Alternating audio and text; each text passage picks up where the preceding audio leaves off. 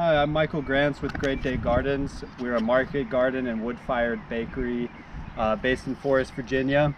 So this is a video that's about our project piloting wheat and rye farming on a very small scale.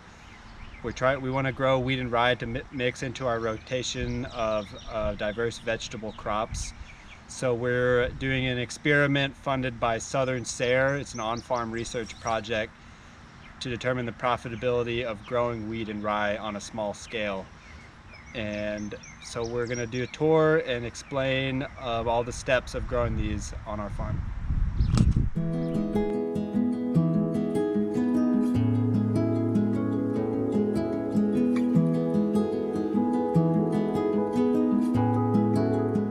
So now we're standing in the wheat field where we've already cut and bundled up all of our grain.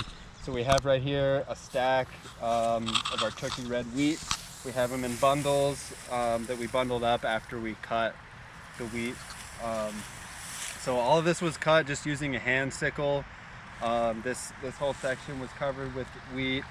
So we just bent down, grabbed a bunch, and cut it like this until we had enough to form a bundle. And we have them stacked in piles, as you can see, throughout the field.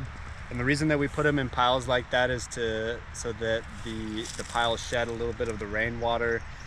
In our climate in Virginia, we get so much rain that if you get too much on it, it's gonna lower the quality of the grain crop. So we want to thresh it out, get it out of the field and thresh it as soon as we can.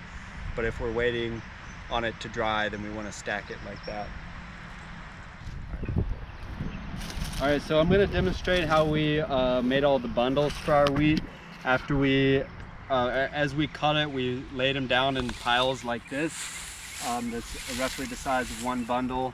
So we have two piles here. So while we cut it, we would have stacks of these all across the field. And the best way that I've found to make the bundle is to step over it and put my heels together there so that I can push the bundle down and kind of tighten it that way. Then grab a handful of the stalks, maybe 6 or 7 of those, thread them underneath, and then just doing a twist tie, not really making a knot or anything, but just twisting it around in 2 directions so that we have something to grab on there. And I'll do another one right here.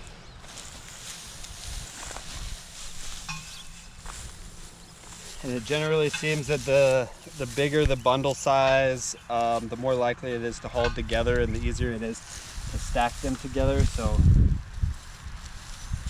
you don't want to make your bundles too small. So we have 2 bundles right there.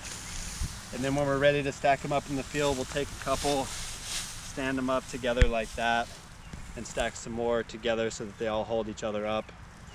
And you also don't want to have them, you don't want to make your bundles too tight or too hard to untie, because they're only going to be standing here for about a week or so before we take them to the threshing machine. So we'll move them onto our tarp here, drag them up to the plot thresher, and then these are really easy to unbundle. We just pop that off when we're ready to put it in the threshing machine, so that will make that process go a little bit faster.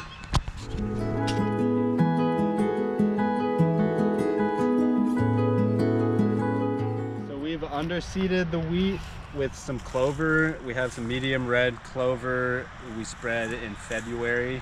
You can see on the ground here, we didn't have a great coverage, but some sections we had really great germination. And the idea with this is to provide some soil coverage besides all the weeds that are growing up through the wheat. We want to put some weeds there that we actually want in the field. And clover is a great nitrogen fixer. It's going to fix nitrogen for our corn crop that we're going to plant here in the following year, and then we'll have vegetables in these fields eventually too, so it'll be building up the soil for that. And what we're going to do, this field we've had the wheat all cut. The next step we're going to take is bring the tractor with the bush hog into the field, and that'll chop down some of these taller weeds, like the trees that are growing in the field, things that we don't want to. So we like to cut right above the clover layer so we kill those weeds. The clover has a chance to grow back up, and then we will probably till it this fall, or if the clover stand is looking good, we'll let it go over the next winter, and then we'll turn it into the soil and it'll feed our next crop.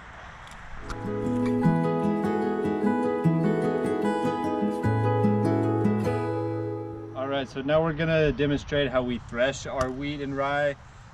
We're renting an Almaco LPT. It's a 1971 model plot thresher that's used mostly for seeds and seed production and research. But it's good when you're cutting grain by hand because it's just a stationary threshing machine. So we put the straw in through the top. It separates out the seed from the head. We just load it through it this way, and it goes into the chamber here.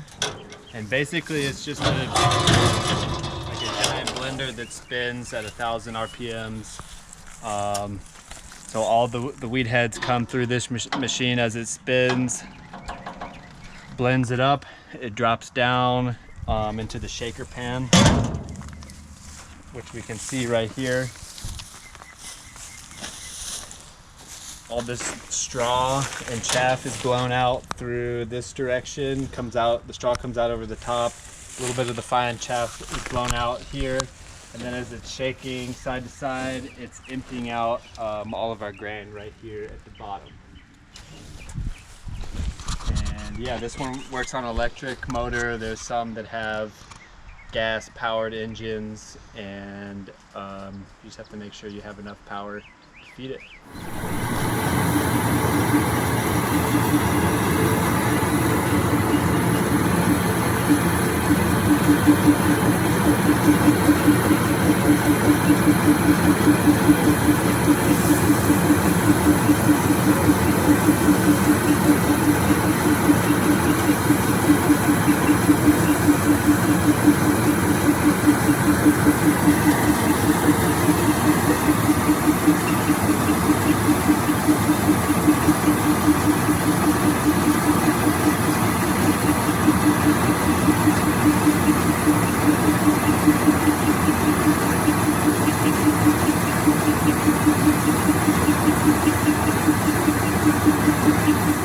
So after the seed comes out of the machine, out of the plot thresher, it still has a lot of chaff and pieces mixed up in it. So you can see we have a whole bin of it over here. This took maybe half an hour of threshing to get, and there's still bugs in there and everything. So the step after that is just to do some cleaning on a small farm like this where we don't have a seed cleaner, a machine to do this. We just use a fan to winnow. So I'm gonna turn the fan on in a second, and I'll just pour the cup slowly. The fan will produce wind that'll blow off the lighter stuff, so that's smaller seeds that are mixed in there, pieces of straw and chaff, and then the heavier material, which is the seeds, it's going to dump right into the bin here. And we'll still need to take it to someone with a seed cleaner to do a final clean on it so that it's really high quality enough to put through the mill. But it's important to clean it out immediately so that you get the bugs out of there. You also get some of these green materials that are anything that's green is going to be high moisture, so that's going to encourage mold and rot and bug issues in your grain. So the sooner you can clean it out, the better.